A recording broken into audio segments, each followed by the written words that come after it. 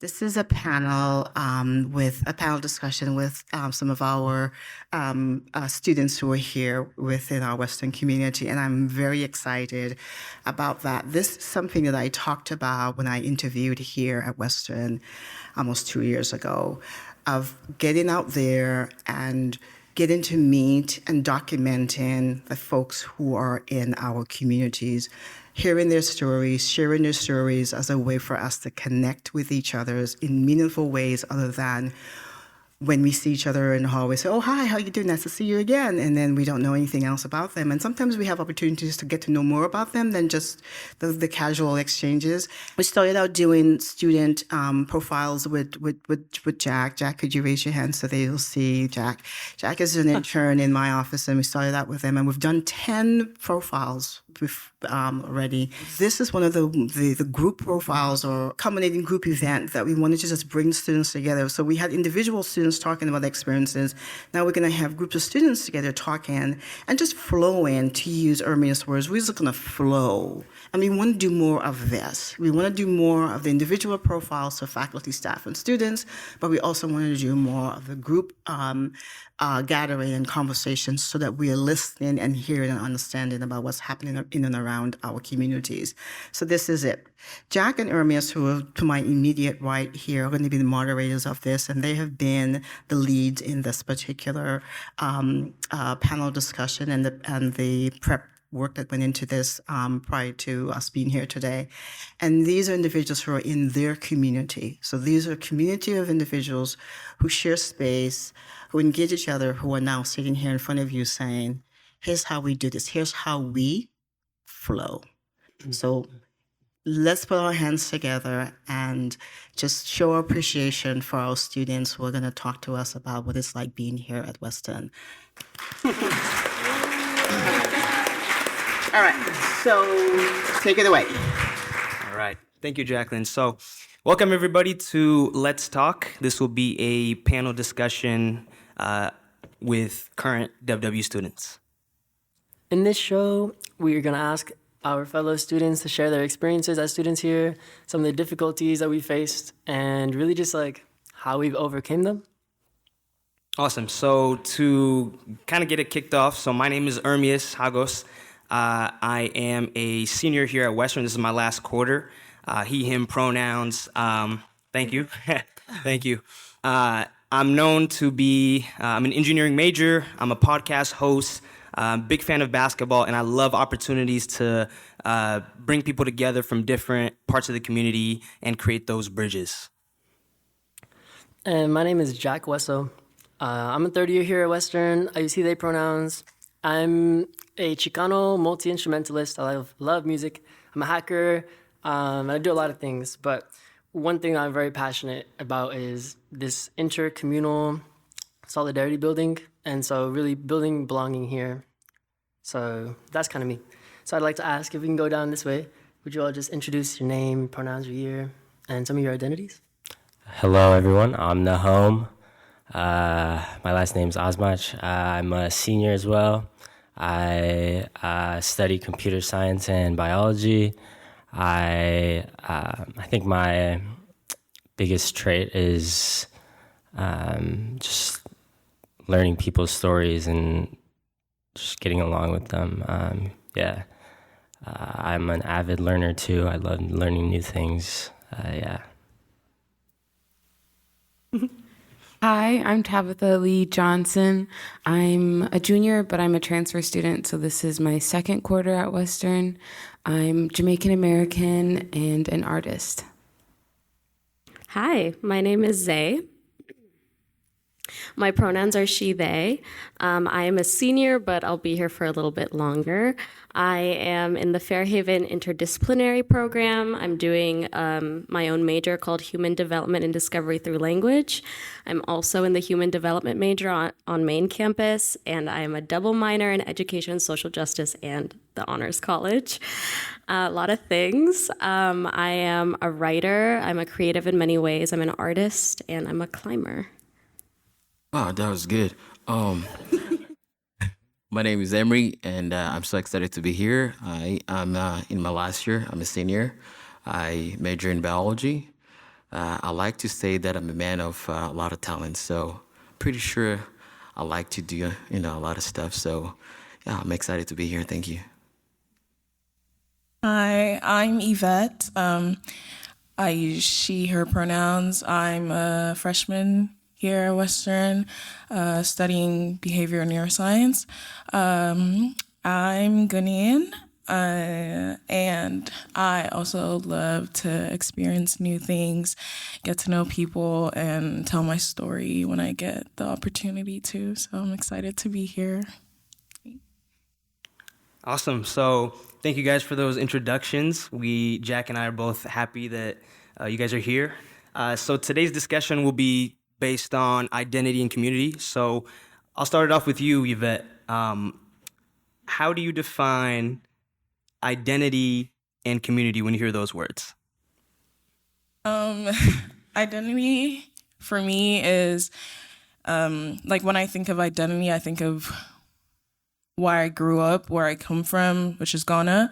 I grew up in Ghana, moved here 5 years ago. So I think most of who I am and like what I identify with, like I like to connect it all back to Ghana, where I come from. Community for me is finding people who share similar experiences as you, who maybe look like you, who share the same interests as you, and yeah, somewhere you feel comfortable, you feel like you found your people, you're able to open up and be vulnerable and stuff. So I think, yeah, those are the things that come to mind when I think of those two words.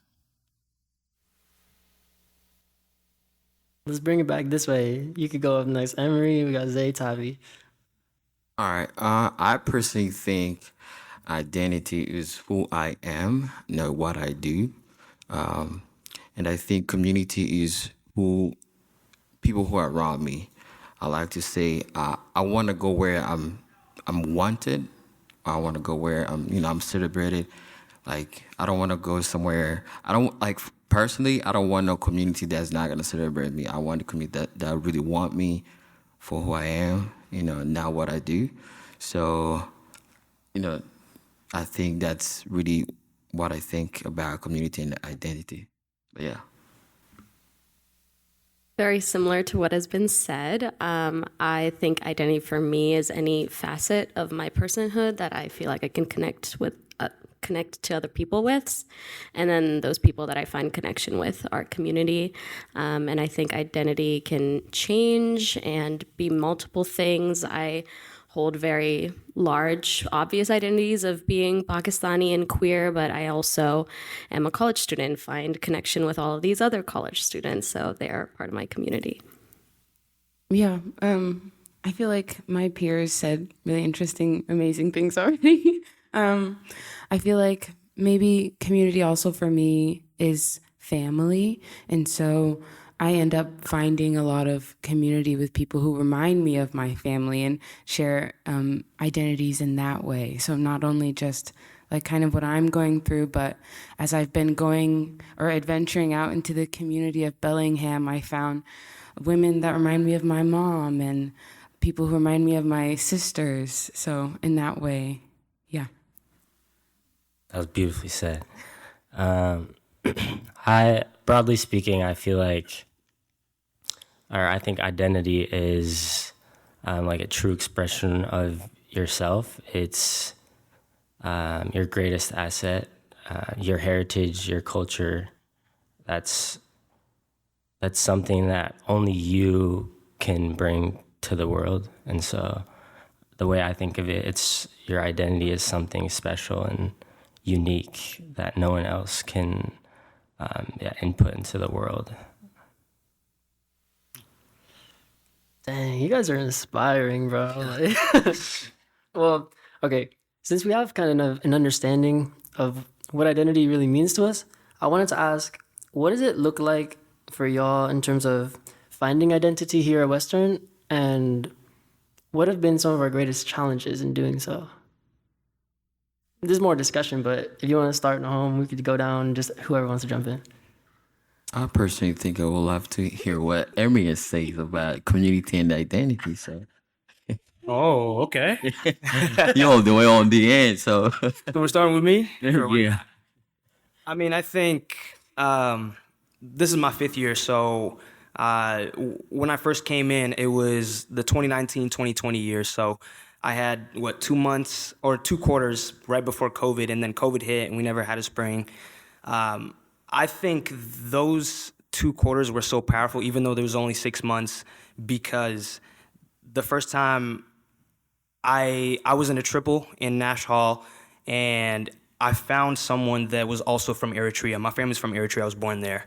The first Black Student Union meeting we went to, it was just kind of like what Tabitha, you were talking about, how like you find people here that remind you of your family. Those people reminded me of my siblings, just because like they understand some of the jokes, the inside jokes you have, just relate to you on a cultural level. So I think finding community, I was blessed with finding that very quickly within the first week of school, as well as the people I was dorming with. But it was also fun, like branching out as well. Like it wasn't the easiest to branch out with people that maybe don't look like you, but once you do, you learn other cultures, and then you form communities with people that don't necessarily look like you. So that's been my experience.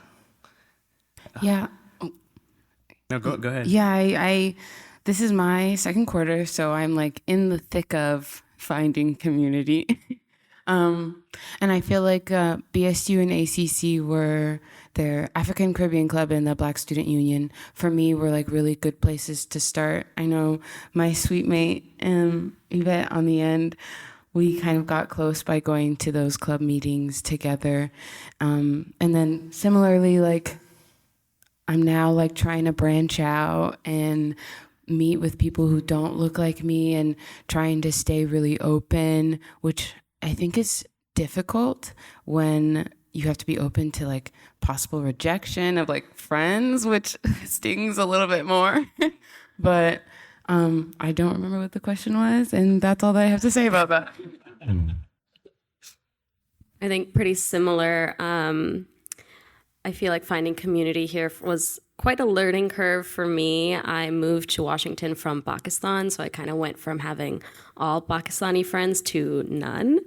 And we do happen to be in a pretty white bubble and at a PWI, and that was really difficult for me to navigate after such a big kind of change in culture shock.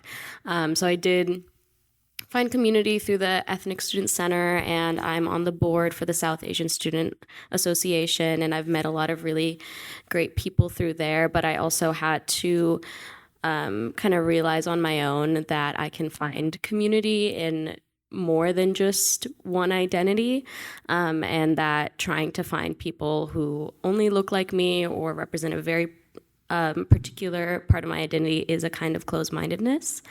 And I was kind of closing myself off to other connections by being like, no, I can only be friends with other people of color, or I can only be friends with other queer people. So I've been trying to extend beyond that and kind of reframe what community looks like and other things that I can connect with people on. And that's just kind of the adjustment that I feel like I've had to make at a PWI.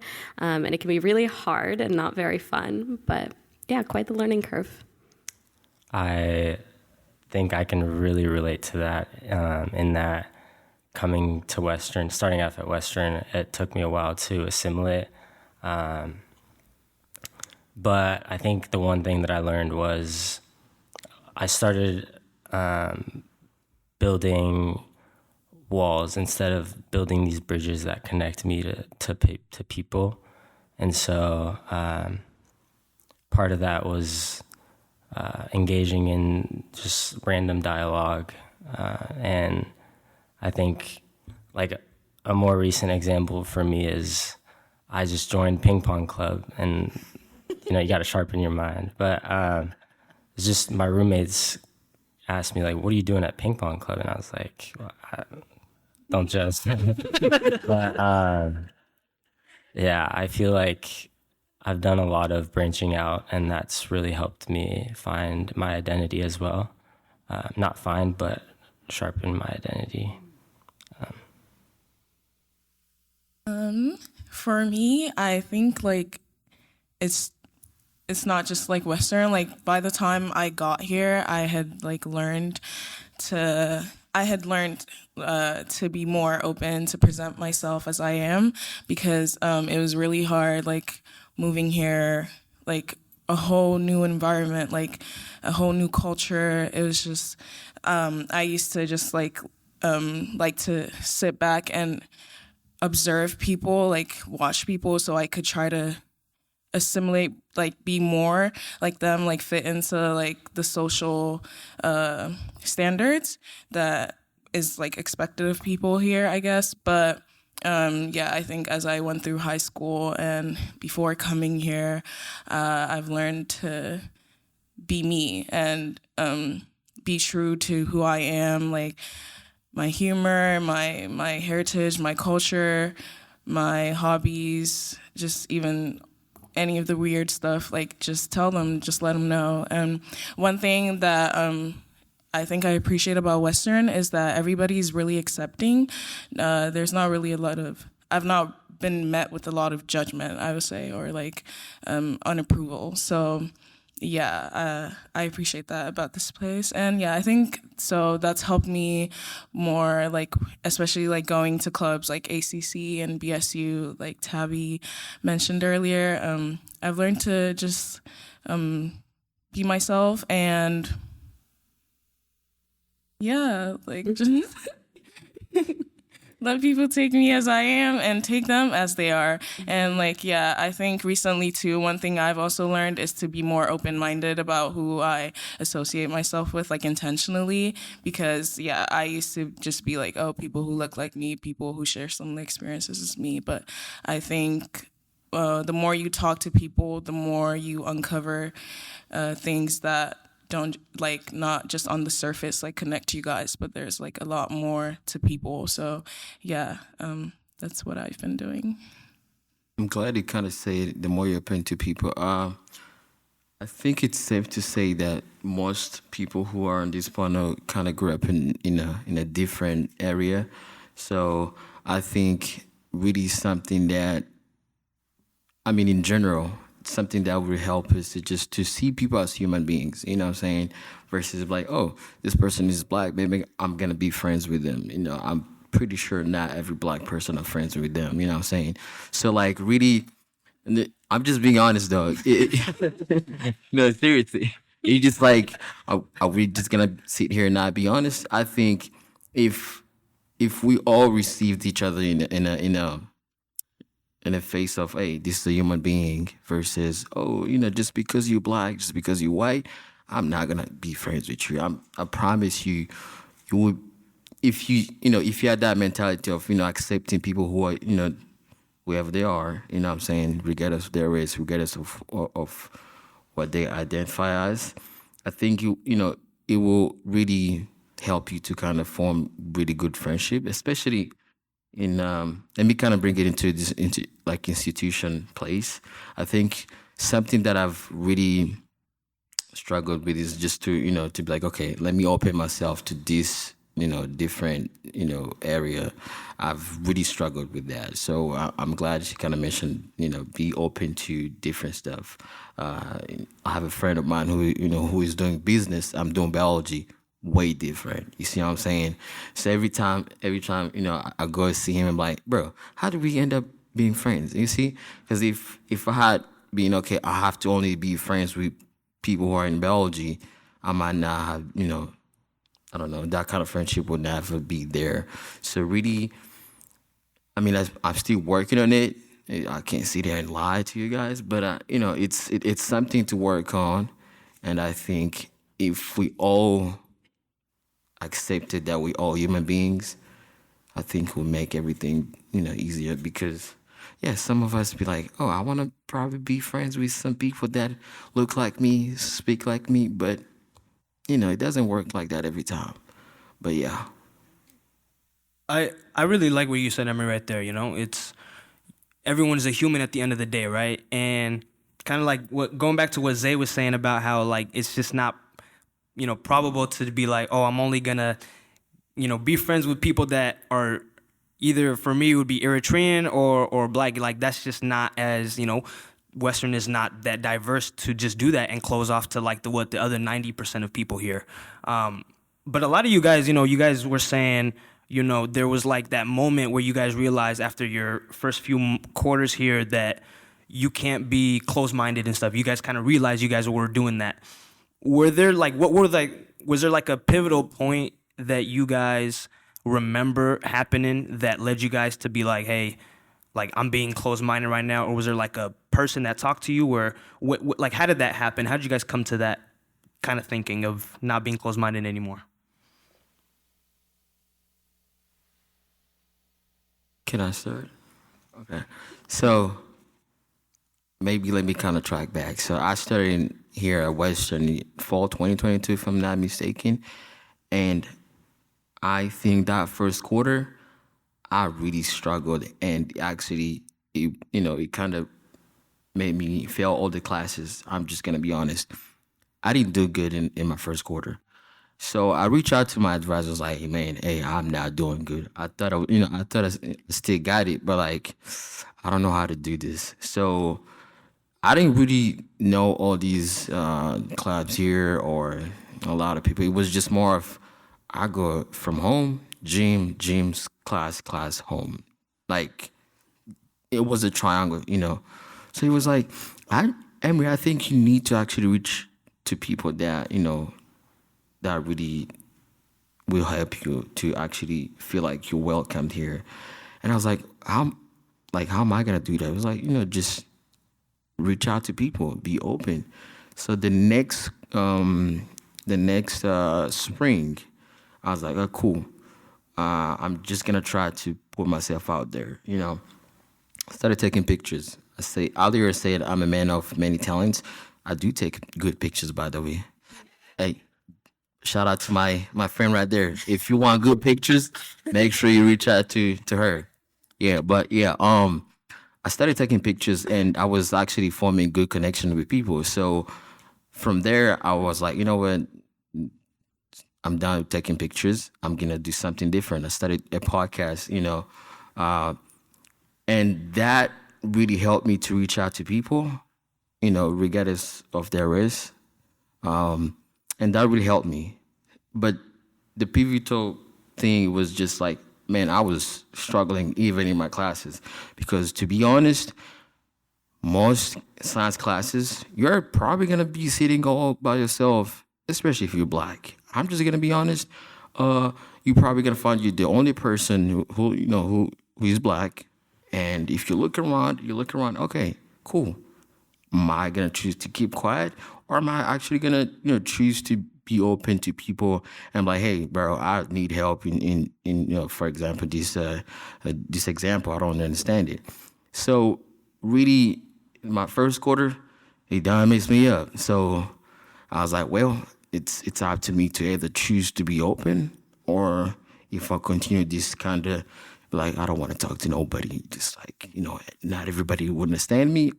Or, if they like it, they like it. If they don't, it's up to them. You know what I'm saying? They're losing. So I really think, by the way, I want to appreciate my advisor, Dr. Nick. I love that man. So he really helped me a lot to really feel like, hey, be open to a lot of people, just go out there, do something that you actually like on campus, even though it's not that diverse, but just be open. But yeah. Yeah, I am coming from a background. I was like the only Black girl in my graduating class for high school. So I think coming to this space, I thought I was prepared to be open because I've had to be open for a while. But I think to that note, I think the first quarter is always hard. Like, I think it's just really hard to be in a new space with tons of new people who have friends and there's like a groove already and it's just really difficult. But I think being open and as long as you keep putting yourself out there, then the people who are for you will find you in whatever way or means that happens. that's what I found. This kind of connects back to what I was saying earlier, but I think for me, it was just a lot of reworking of ways that I can find community. For example, the reason that I'm here is because Jack and I are close friends. And while Jack and I don't share any particularly visible identities, we both have a passion for language, which I found has like really connected us. Of like, I've been teaching Jack a little bit of Urdu, a little bit of Arabic, and that's been really fun. And just like finding ways like that of things that still somehow ground into my identity, but can also be a connective force. I was just like still thinking about the question about what was like the pivotal moment that made you decide to be more open-minded. I think for me, it's just like at the last panel, actually, we were like in the, I forgot what that room is called, but The recording studio thing? DMC? yeah. Digital Media Center. And like everybody was, yeah, you guys were all like saying how like you, like Zay, for instance, like branched out and you didn't just look at like, oh, someone who looked like you or like shared like similar like background or like culture, but like other stuff like language, like your yeah, like identity and stuff. So I think then I like took a look back at my circle of friends and like, I don't know, people I like to associate myself with, and I realized I don't really like go out of my way to associate with other people who don't necessarily look like me. So yeah, I think just like thinking back about that, I decided to be more open about that, be more intentional about approaching people. Like for instance, because like you said, like sometimes in your classes you find that you're the only Black person there. So in instances like that, I don't really like go out of my way to like socialize and like meet other people. But yeah, I think after thinking on that, I've started to do that more. It's just like, yeah, just talk to people. And like you said, like if they like you, they do. If they don't, it's what it is. So yeah. It's their loss. Let me throw my hat into this ring, because I think while I do agree and relate to a lot of what y'all are saying, I found that my experience has been a little bit different in the fact that I always put myself out. Like no matter where I am, I'm used to change and I'm used to like kind of just like shifting environments a lot. And so to me, it's always about making community and finding anybody really that I can just like relate to. And so when I came here, I was like, okay, it's a great opportunity. There's the LSU, Latino Student Association, Latino being all-inclusive, any genders. And so I was like, okay, let me go there. And I first got there, my first day there, somebody was like, are you Mexican? And I was like, what? Like, okay, says, I guess the assumption is because the vast majority of like Latino individuals here are from Mexico, I believe. But that doesn't really like, to me, that doesn't align properly. First of all, I'm Mexican-American or Chicano. And so I've met one other Chicano individual in this entire university. And unfortunately, they're leaving on Friday. They're going back to Texas. I was like, damn. So that kind of sucks, right? But that was the moment, one of them, that I was like, well, do I need to reassess what I'm doing? Like, is this a me thing? Or is this like, well, we're at a PWI, and so people just want to keep their spaces like closed off? And my answer to that was, I like to adapt, but that's not a me problem. If you're gonna question my identity, like I'm just gonna find a new space. So I went to a bunch of other clubs, and some of them weren't even like ethnic related, like the cybersecurity club, for example. I liked that club, but I didn't really connect with those people at all, unfortunately. And we did cool events, but it did definitely open me up to new networks and spaces that I wouldn't have previously been able to connect with. And ultimately, I think back to what Emery was saying about like humanizing people, I think especially at a PWI, I mean, we have a panel of color here. Like this isn't necessarily representative of the population at Western, but especially at an institution like this, it is very important to be able to find your community in ways that don't always show themselves visibly.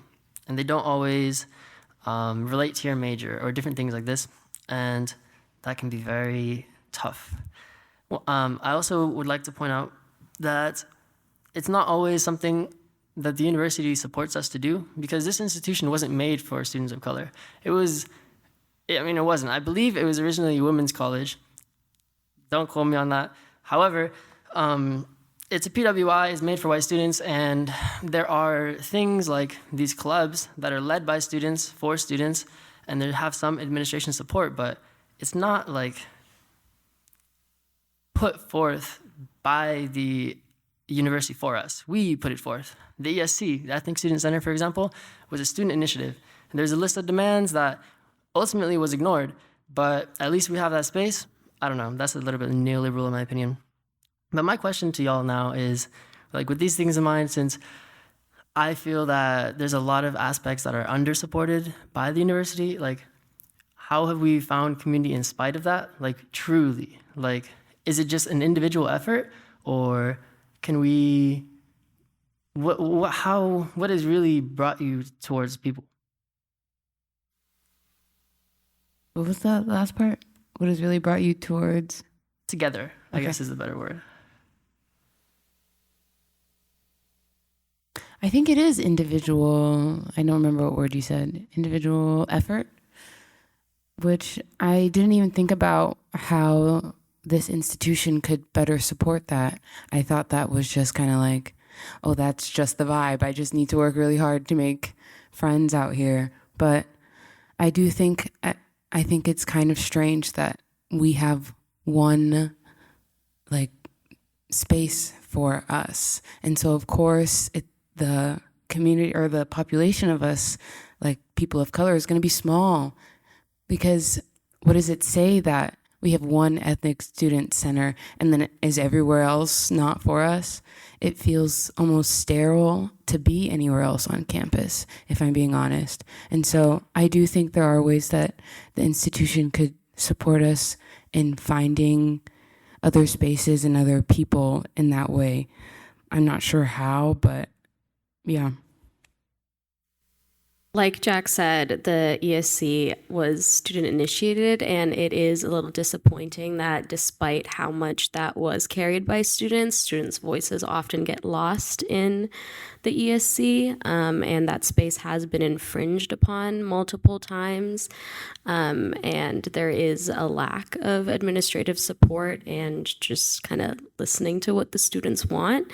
And it's gotten to the point that I know multiple people who are really stressed out by that space now, and now are uncomfortable going there because there has been ongoing conflict, and it doesn't feel like there is support or that the university is on our side, and that is a failing there. And while there is, like, it's disappointing when spaces like that feel like they only exist for diversity points and not to actually create space for students.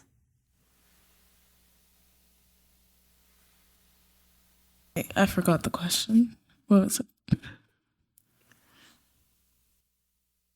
Do you mind repeating the question, please?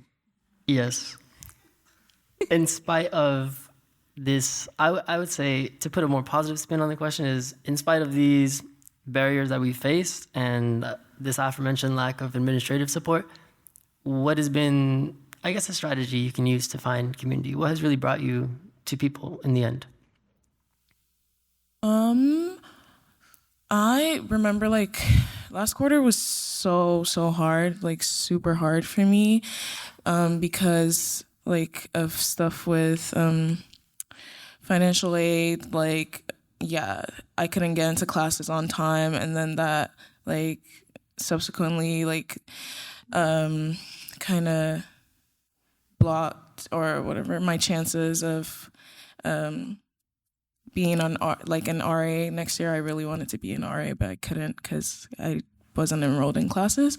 I think, like, during that moment, it was so hard, but honestly, I remember one thing that just kept me going was, yeah, I think just my faith. Not my faith, like, well, that too, but my faith in the fact that it would all be okay. Like, I think you mentioned like individual effort, but I think it's also like belief. I mean, with the individual effort, it's just like belief and persistence. For me, I went to the financial aid office like so many times, it was just, they kept throwing me around like back and forth, like go here, go there, like schedule appointments, do all those things. I really felt hopeless at some point, but yeah, I guess I just kept persisting, kept reaching out to people, which I started doing that more. Like I said, like I'm someone who rarely asks for help because I don't like to feel like a burden. I overlooked that that thought or that thing that I have for myself. Just ask for help. Go to people, open up to them, let them really know. And even though it seemed hopeless at the start, something did open up in like the end. Everything did, I guess, turn out to be okay. So just keep persisting. Have faith that it'll all work out in the end. That's my personal take on this. I can relate to that a lot. And I think this also goes back to the previous question of like being open-minded. I feel like that was a big theme in your answer. For me, my view in this is, well, at the beginning of college, I just wanted my diploma and I wanted to get out of here. And that was the main goal, diploma out.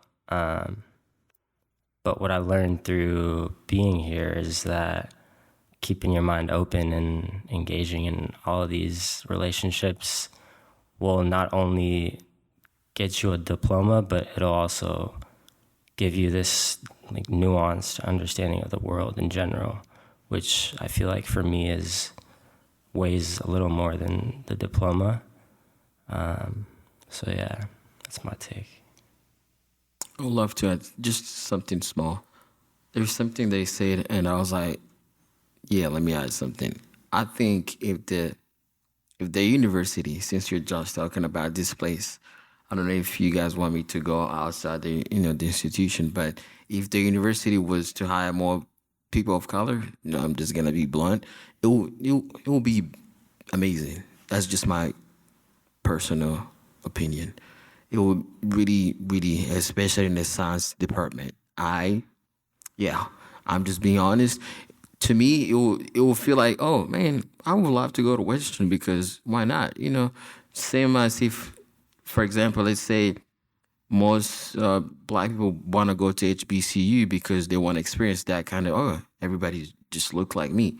Even the people who are professors kind of look like me. Why not? Like, if there was a way to actually hire more people that look like like us, I think it would really, really help a lot.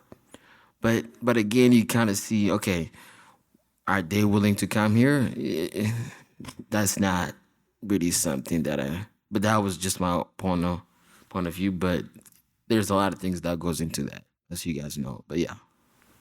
Yeah, I wanted to agree with that, like, because making my decision of coming to Western too, I hesitated at the start because like the percentage of people of color here was like not big enough. So I was worried, like, am I going to see professors that are people of color or like people, and for instance, like the financial aid office who are people of color who maybe look like me, who are going to be more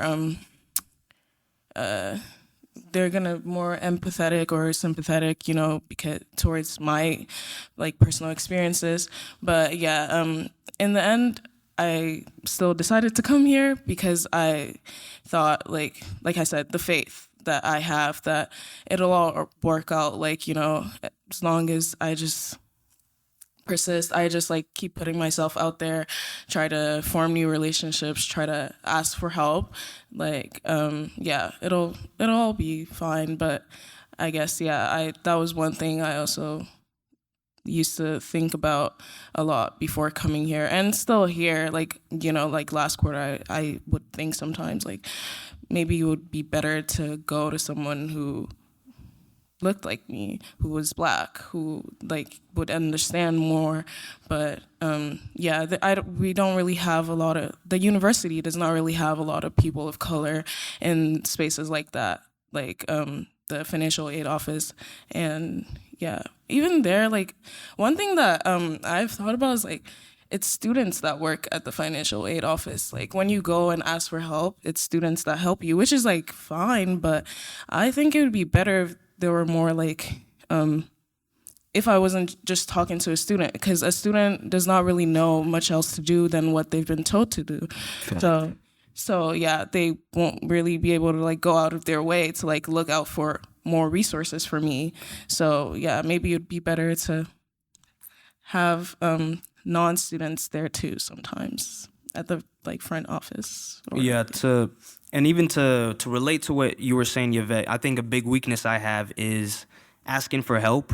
And I may have gotten that from my parents, just because my parents, they really have the mentality of, just push through whatever you're going through, don't diagnose it, don't do anything, just push through. So, which has been beneficial, but it can also be, unhealthy if, because you want to also check in and make sure that you're okay too. But I think for me, going back to your question, Jack, it kind of has to do with kind of what I was just talking about, but also like realizing the university can only do so much, right? Like there's all these resources we have, but ultimately, if I'm going to make community, if I'm going to find that community, I got to put myself out there. I think at Western, like when I walk around, I do make eye contact with people. I'm just like, I just have that personality where, I look at people, I smile, I say hi, I go sit next to someone I don't know.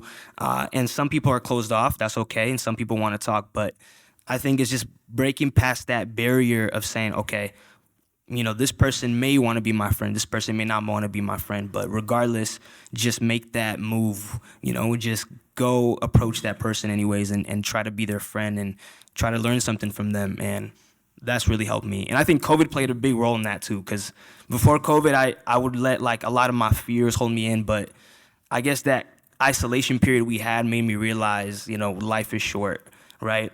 And especially my time here in college is short, 4 or 5 years, and then I'm out. That's it. So, yeah. Yeah, I can relate to that. I think after COVID, I was online for school and I was working full time. And so coming to college again in person, it was like really important to me to find connection with people that could not only like take me places as an adult in career as an artist, but also like help me grow as an individual. And so I feel like I really wanted to come and like, do you know what I mean? I don't know how to put it into words, but I know exactly what you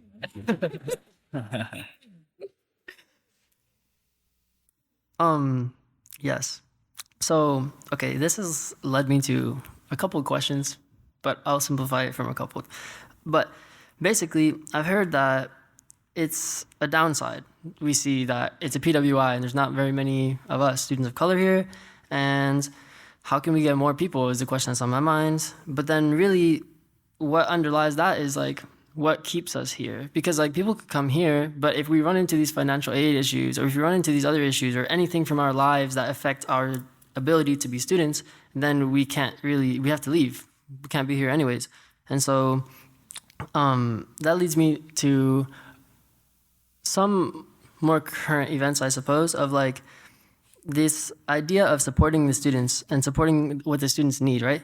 And so I would love to talk about what we need, but first to provide some context, I know there's recently been just a lot of student needs, and these even been presented to like the president of the university, and we've come together with the Arab Student Association, with the Jewish Voice for Peace Club, and these different groups, putting together these demands that, as I mentioned in the ESC's case, have been ignored, and these ones also don't really seem to be getting anywhere.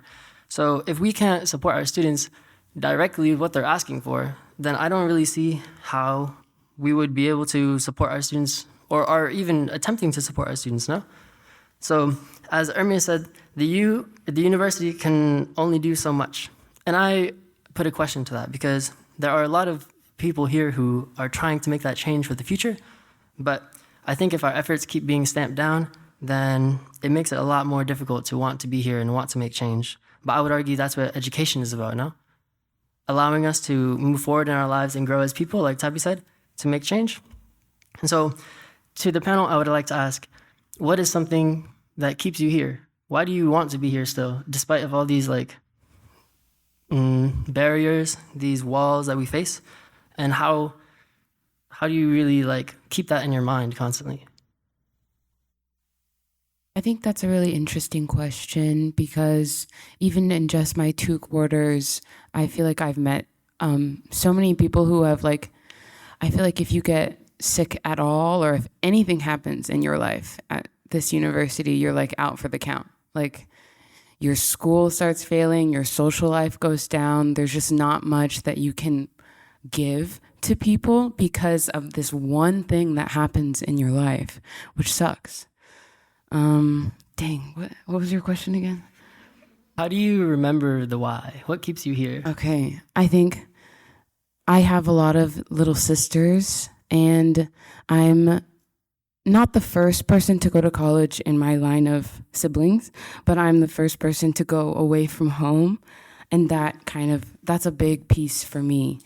And also my peers that are fighting so hard to stay here, even if they're not being financially supported, they might not have support from family. They have all of these reasons why they should go home and they're still here. That kind of keeps me okay, I have support from my family. I have scholarships. I need to keep going. I think, yeah, I so totally agree with that. But when one thing goes wrong, it's everything else is just you just can't give much to others around you.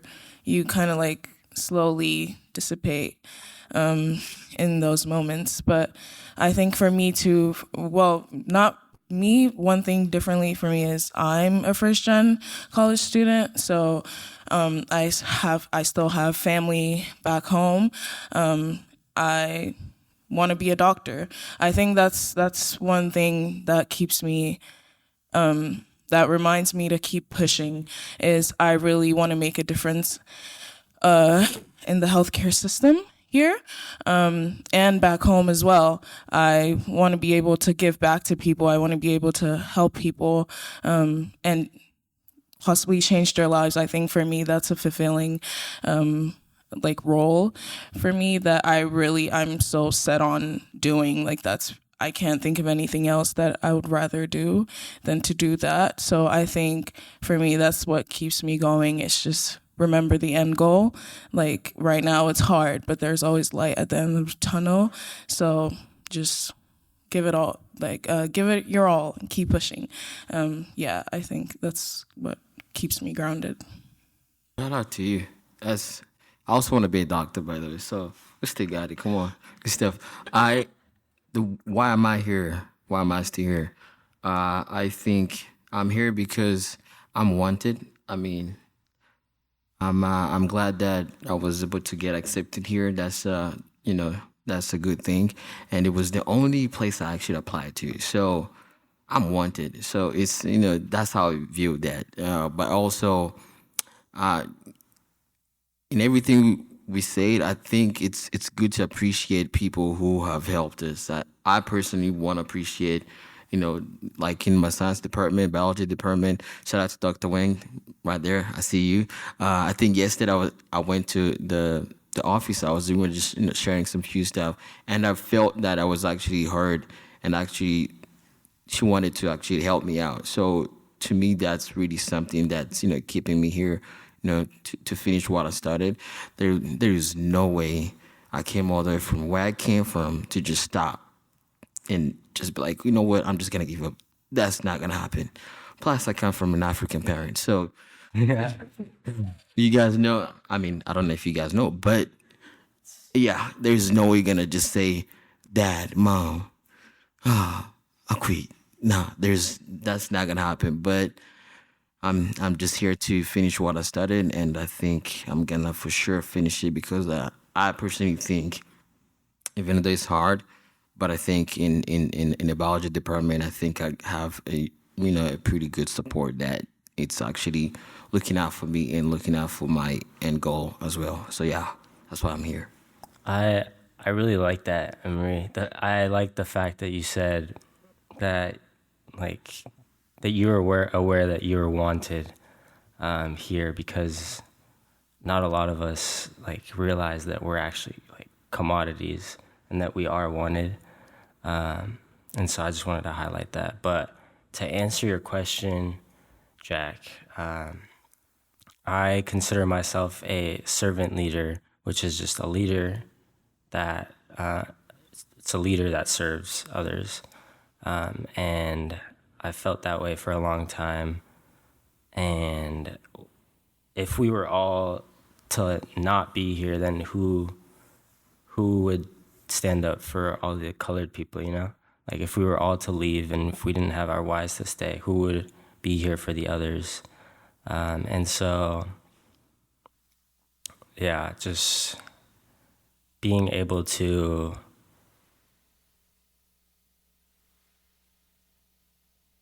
lost track of your question, but I just remembered it. Yeah, I just feel like it's my job to take in the education that I'm learning right now and be the voice of other students, which not a lot of students get that opportunity. So I'm really grateful for that. Yo, we hate to do this, but we are actually running short on time right now. So we are actually going to transition to a Q&A. So if we would like to open it up to the audience now, if anyone has any questions that they would like to ask any of the panelists.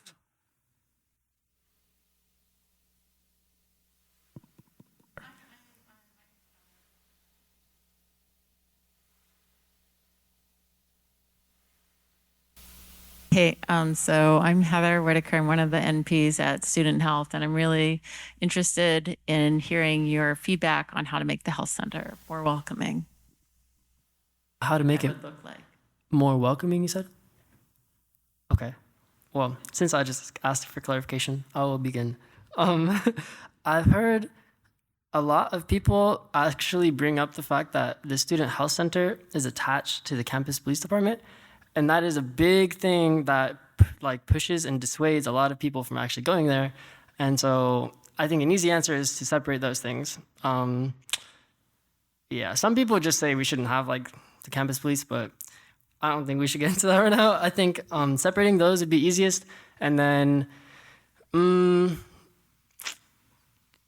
having clear policies for finances, because I have run into some situations wherein this is covered by your student fees, but this thing actually isn't covered. So, but we can do it here, but you could also be sent over here. So do you want to do this or this? Or we have this other option. I'm like, dog, please. Like, I just need to know if I should come here or go over here. So that's all.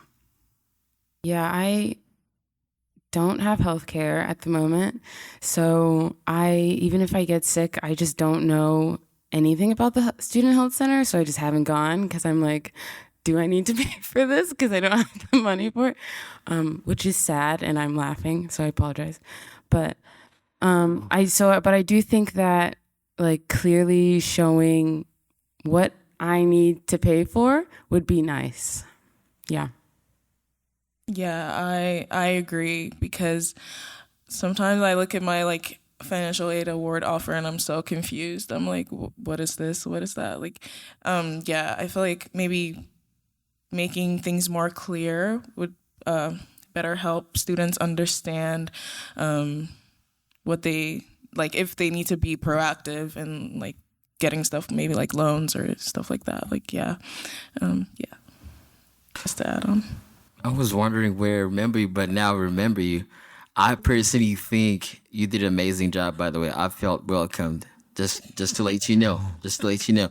Now I'm tracking what gives me heartburn. So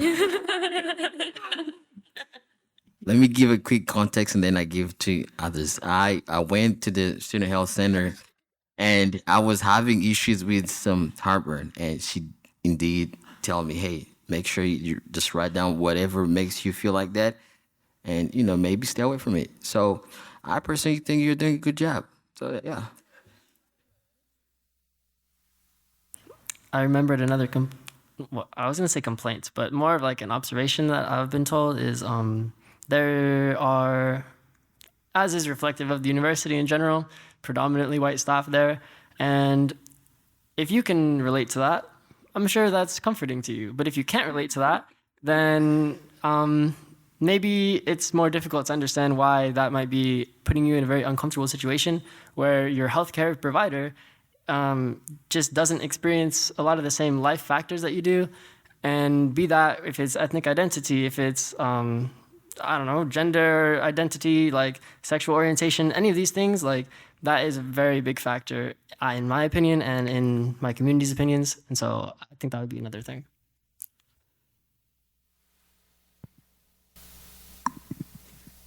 Yeah, my question is, would you all recommend Western to, say, your siblings or friends, other people of color? Would you recommend Western to them, given your experiences? Personally, I still would, because while it can be challenging to be at a PWI, change isn't going to happen unless it is spearheaded by people of color. And I didn't get to speak to the why I'm here question, but that is a big part of it, is that it can be easy to be like, I just can't go to a school where there aren't people like me. And it is much more valuable to me to stay somewhere to create that change. So I would, for those reasons. And I still have had really, really valuable experiences at Western. I've become a lot more excited about my education since I came here. And I do think that we have really amazing programs for like education and community building. I absolutely would as well. Number one, because the campus is it's beautiful and it's got amazing views and just Bellingham's amazing.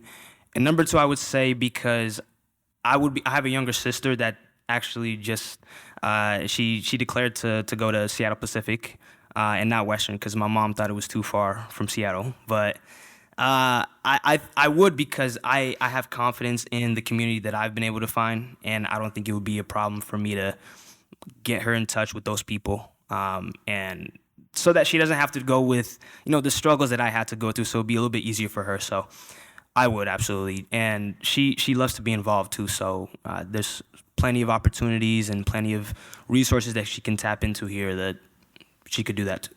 Yeah. I would also say, because I too have a sister, I would tell her if she's going to come here that she should go to Fairhaven, because main campus is yeah, thank you, Say. The main campus is in my opinion, not as welcoming as Fairhaven, especially for different learning styles. And so I think that's a huge thing. And I think Nia also had a question. I saw her hand a little bit ago. So if we could get back there pretty soon. Yeah, that's what I got. I have a quick question. Do it. Did you? No, we're done with that. I have a quick question. Did you mean Western versus other places, or just Western as how we feel? Oh.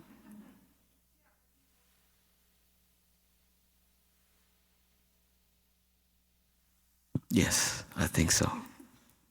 Yeah, I think Western is definitely a positive place for the most part. Like, I can't really think of any negative experiences, well, other than last quarter.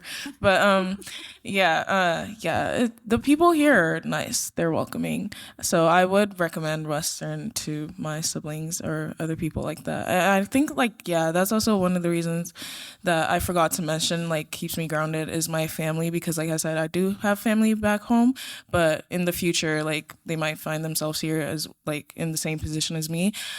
So it's good that I'm getting to experience these things so I can tell them about it and like possibly give them advice on like ways to do things and proceed.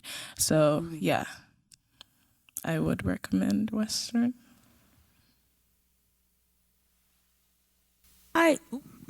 Hi, y'all. First, I just want to say I am grateful to be able to be in this space. Like I've interacted with each of you in some capacity, and thank you all for being willing to share your experiences. And I'll stand. Nia Gibson, she, her.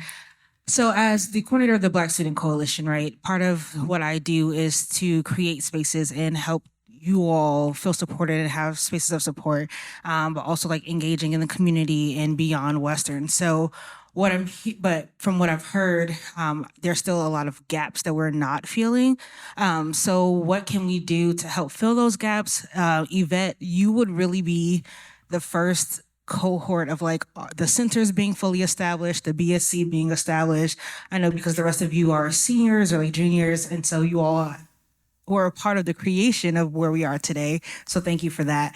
But what are some things, so it's like seniors, as you're leaving, like what are some things that you would have liked to have seen from the centers, the BSC, the ESC, et cetera?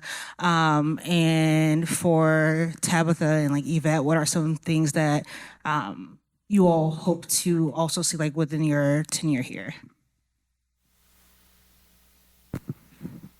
Wait, I didn't really hear the last part.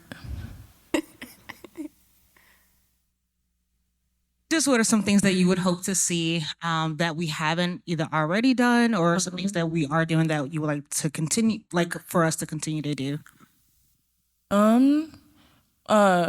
My first quarter here, I didn't know the BSC existed until like I came to the VU and like randomly, no, it was actually Takia. I was just like sitting randomly and they came up to me and yeah, she was like, oh, have you heard of the da-da-da? So I think like maybe, I don't know if you guys send emails or like promote the BSC like as much like through emails or posters or stuff. Well, I personally don't be looking at posters when I walk, but yeah.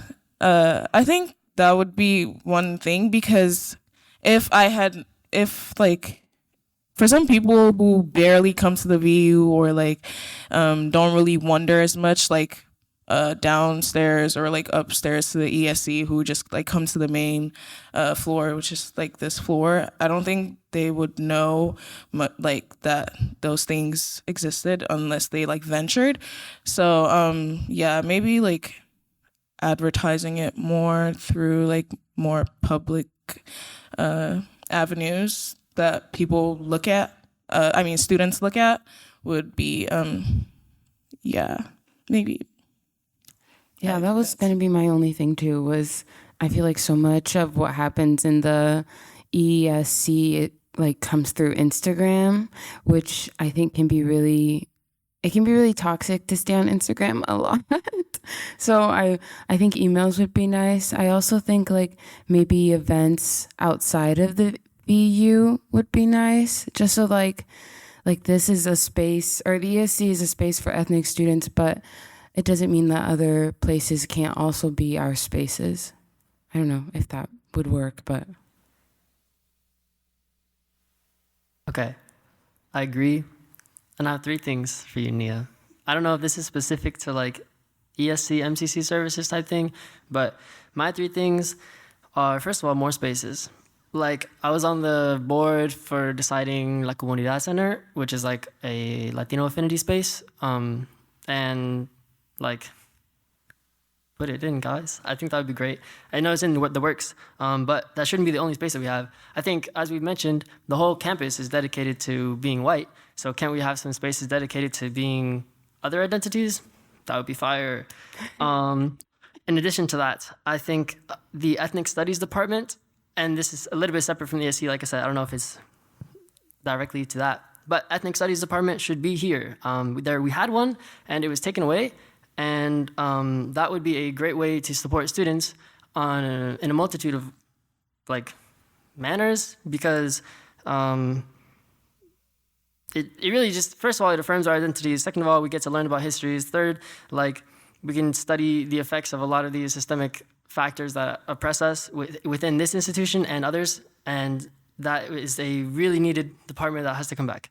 The third thing is listen to students. I mentioned earlier there's a lot of different demands going around, but even in addition to that, I think this group right here is a very small group. Like, we have, 6 of us, right? If I can do math, like, this is 6 people, and like, we're pretty outspoken. There's, okay, yeah, so 7 of us.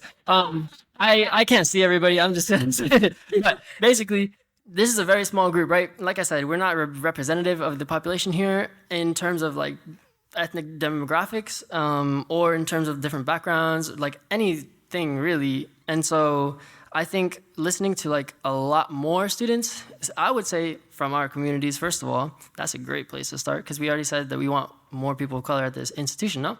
So listen to students, listen to what they want, listen to what they need. And I do think, yes, what we're voicing is important, but we don't speak for everybody, and nobody speaks for everybody. So I think like actually listening to groups that come together and present these needs is the most number one important thing that we should do.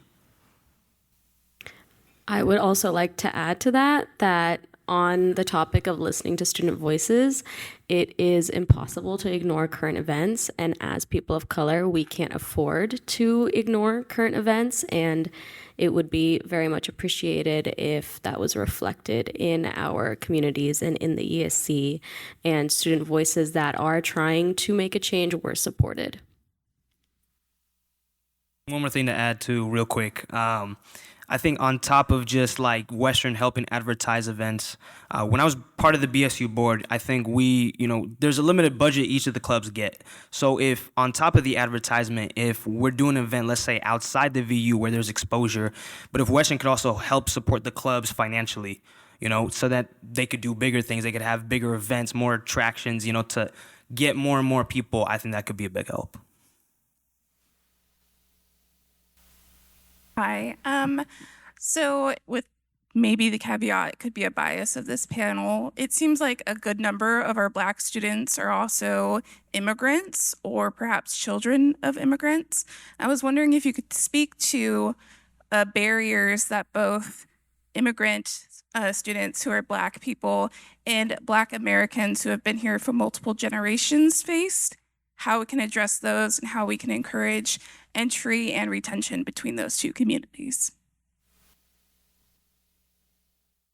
I think a big thing in this is direction and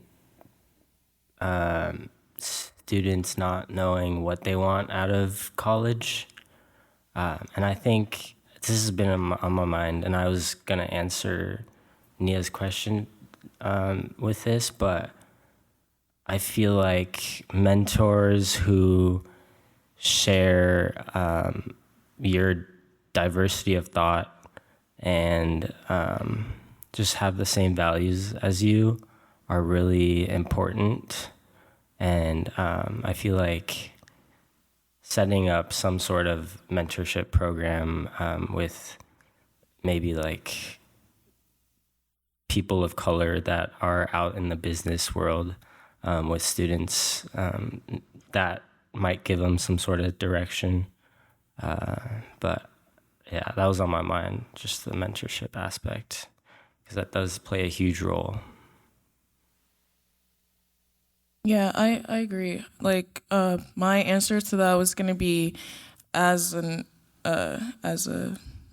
immigrant myself, and yeah, I would say definitely about the mentorship, like have an organization or something that like coming into college like reaches out to students, like first-gen students or students of color, and like makes them aware of that they're being seen, that their struggles are understood, that there's something like this that exists for them to be able to go to if they need like mentorship or if they need guidance or anything. So that it doesn't like, because for me, for instance, like I hesitate to ask for help because I'm not sure if anything's even gonna come out of it, and I don't like to be a burden, like I said. But like I think there needs to be more reaching out too on the part of like the university or these organizations to these students, so they know that they are appreciated and they're seen and there are people ready to listen and help them. Yeah. I have sorry. If you're still answering, please continue. I have two things. I personally, let me start with that question. I personally think one reason why I'm here is that I kind of feel safe when it comes to, as an immigrant, I feel safe, especially being here, which also adds to the question earlier, would I recommend this school to someone who's an immigrant? Sure, yes. I also think mentorship that is not actually coming from another student, that's coming from someone who is already in the field. Because some people who work in the office, like she said earlier, you find like a student. Most of the times, how can you relate to a student who's not even done with college already? You see, like if we can have actual mentors who are already in the field to be like, hey, if you do this, maybe you can, it's gonna help you further versus having, student. I mean, I'm not saying this to bash students, don't get me wrong. I think it's better to have someone who has like, let's say 5 years experience in the field that someone wants to go in. So if we can see that, that'll be, amazing. And if they can have the office upstairs, super amazing. So I think that could be something that could help us a lot. So my name's Devin Nixon. My pronouns are she, her. I want to say I'm so proud of each and every one of you.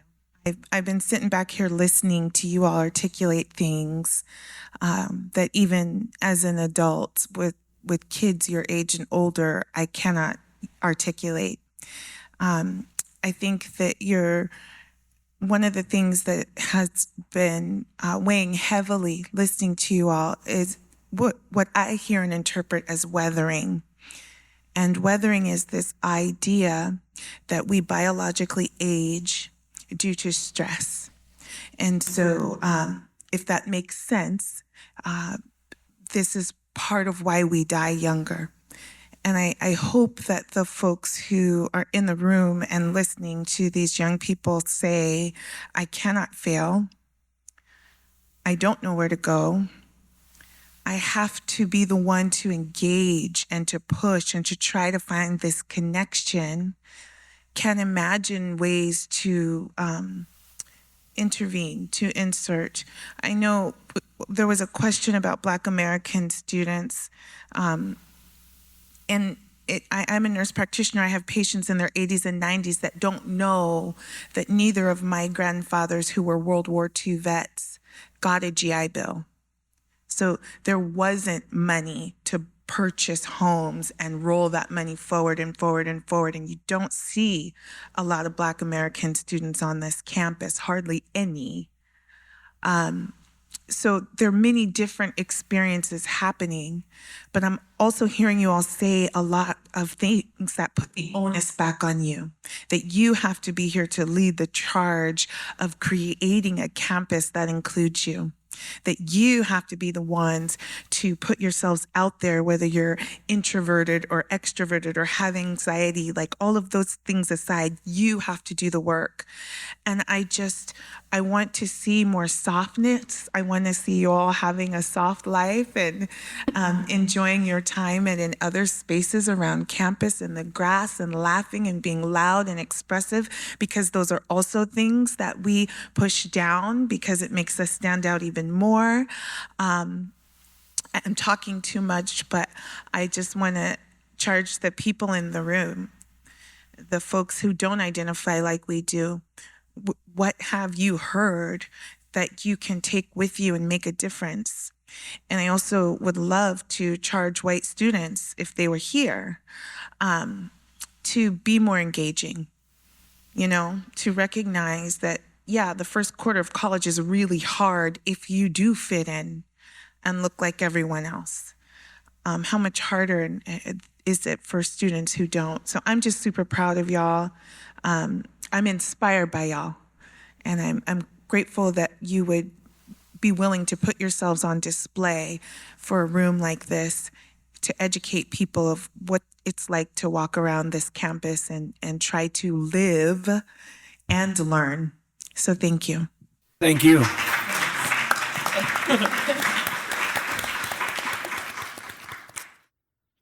I really think, we can do one more question after this, and then I think we were gonna actually ask the audience some questions. So, but first to that, I just want to say thank you so much for just like seeing us, for being with us.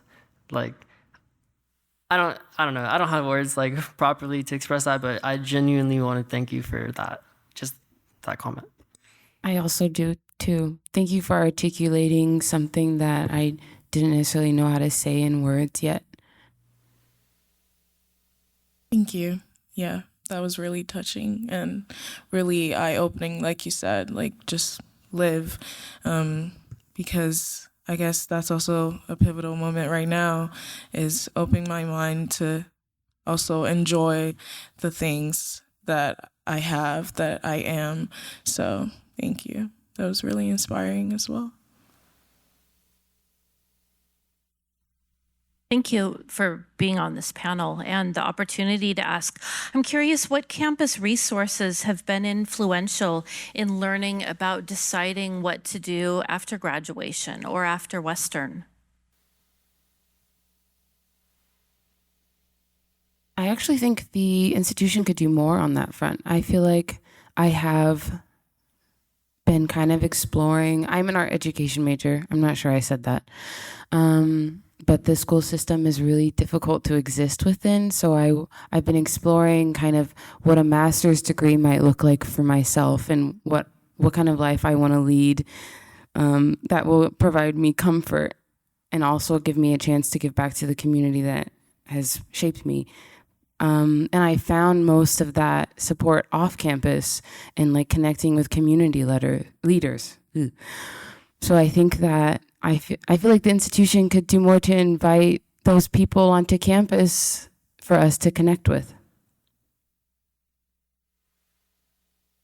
I think that this answer comes back to the mentorship. I know there is an office that actually deal with that, but how many people know that office? You see what I'm saying? So if we can have people who actually can direct us to those kind of resources, that would be awesome, because obviously there's resources there, but it's hard to find them. It's like it is here, but like there is, nobody's gonna show you here. This is where you go. So if we can have, again, I'm not bashing students, employees, people who are already in the field of what we wanna go to. See what I'm saying?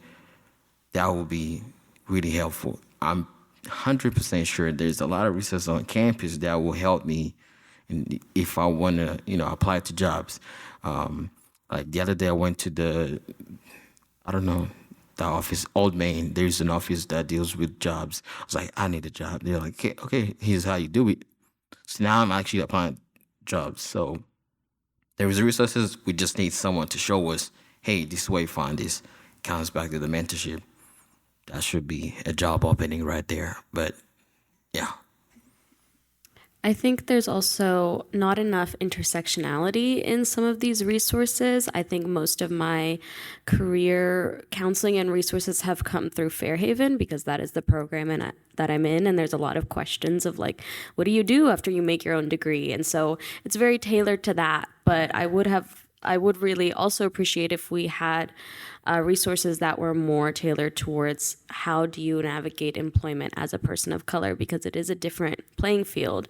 Like I've had employers tell me that my previous employments weren't valid because they were in other countries. I would have loved to be prepared for that. And I think those are things that are really needed, is that sort of intersectionality and recognizing that it is not the same experience as it is for white people. And we have to stop pretending that it is. So soon we'll wrap up. We have but 5 minutes. And I just want to ask everyone here, what will you do? Like genuinely, if you were going to put yourself out there, I mean, we're up here like with microphones and stuff, but I want at least like 2 people to raise your hand and tell us what you're going to do to support our communities here. And then I'll let you all leave. It's your exit ticket. You can't leave. Doors are locked. So I'm a project manager here at Western, and I work on a lot of implementations for enterprise-wide, system-wide things. And so this panel has inspired me to think a little bit more broadly and to rethink things that have been common in terms of how we reach out to students when we're implementing new projects, and how do we communicate what the change is, what the reality is now, what it's going to be, and then think broadly and creatively about how to get that message out. I heard come to students, bring students to other spaces and claim those spaces. I heard Instagram okay for a little bit, but not a lot, because we don't want to perpetuate that attraction, that email is still okay, posters maybe not for everybody, and, you know, those kinds of things. But then it also felt like it was like build relationship with communities to be able to provide that information to students, et cetera, that's the long haul work, right? Is building those relationships. And students come and go.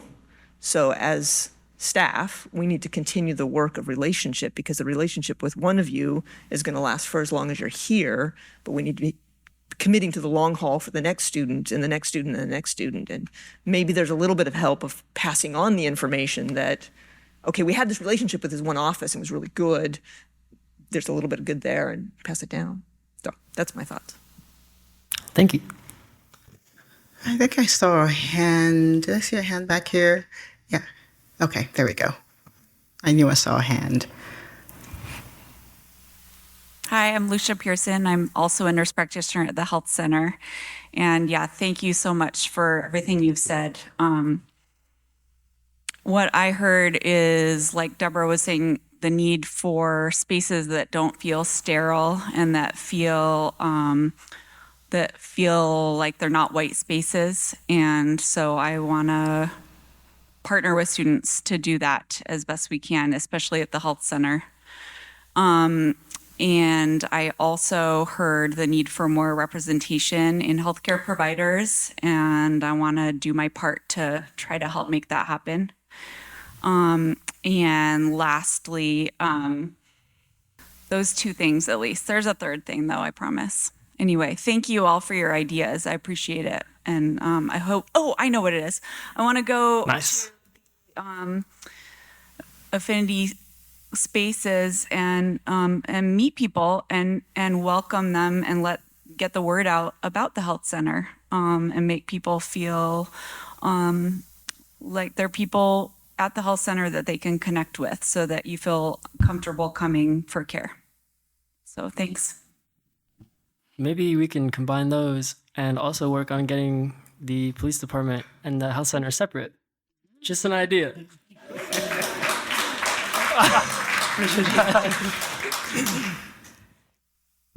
We have one more.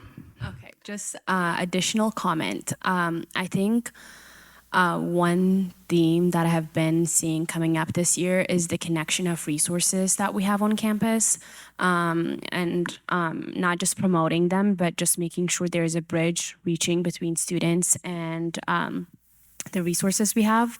I know we did some programming with the Career Center from the BSC, and a lot of students were like, oh, we didn't know it was there, and we didn't know the career closet was there. And like the student advising services, the health center. So I think there needs to be more connection between the resources we have instead of it being like a health center career services, I think there needs to be more connection so students have like a bridge to connect those for them. Yeah. Thank you, Deborah. I appreciate that. We are at that time, folks. This is the last session. And someone asked me what I was going to say in closing. And the only thing I can think of right now is just to say thank you. Thank you for showing up and thank you for participating in this event.